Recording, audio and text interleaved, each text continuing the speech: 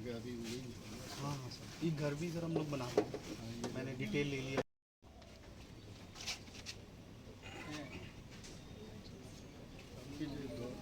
दोनों को कर सकते हो सर उनका 58 ईयर है सर, 60 70 है। हाँ सर, माँ के नाम से माँ के नाम पे। যদি দরকার লাগে আমার সঙ্গে কথা বলতে পারবে হ্যাঁ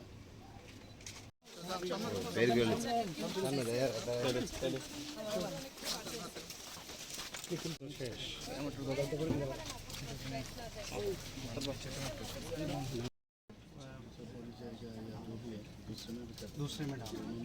ठीक है सर। বিষয় যে এই বন্যাতে কত লোকের যে প্রাণ গেল, তো অন্য জায়গায় তো ঠিক আছে, এখানে যা শুনলাম চিরঞ্জিত সেন, তার বয়স মাত্র 30-31 বছর, একটা প্রাইভেট গাড়িতে সে ড্রাইভার হিসাবে কাজ করত। 23 তারিখে মানে অন্যদেরকে বাঁচাতে গিয়ে নিজে প্রাণ বলিদান হয়।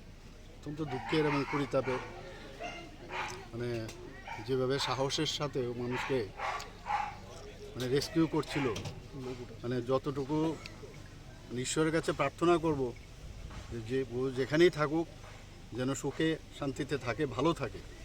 কারণ যেভাবে আমি শুনলাম 3 বোন আর 3 বোনের বিয়ে হয়ে গেছে, আর ও একই সন্তান, মা বাবাকেও দেখলাম একজন স্ট্রোকের রুগী। তো আমি ডিএম সাহেবকে বললাম যে ওদের বাড়ির যে বিষয়টা বললাম, বাড়িটা যাতে ঠিক করে দেওয়া যায়, এবং সেটা উনি করবেন বলেছেন।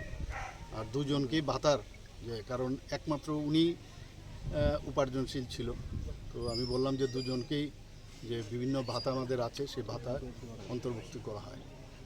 পয়সা দিয়ে তো কিছু হবে না, 4 লাখ টাকার আমরা যে ডিজাস্টার ম্যানেজমেন্টের যে আমাদের পদ্ধতি আছে সেই অনুযায়ী ওনাকে আমরা সাহায্য করলাম।